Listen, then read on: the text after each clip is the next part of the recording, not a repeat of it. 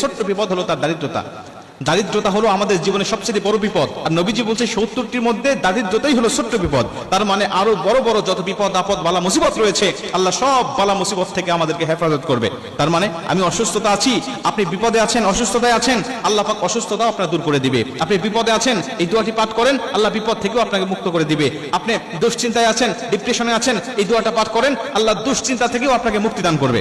যত বিপদ আছে মানুষের শরীরে, মানুষের জীবনে, 70টি বিপদ, এমন বড় বড় বিপদ থেকে আল্লাহ পাক আপনাকে হেফাজত করবে।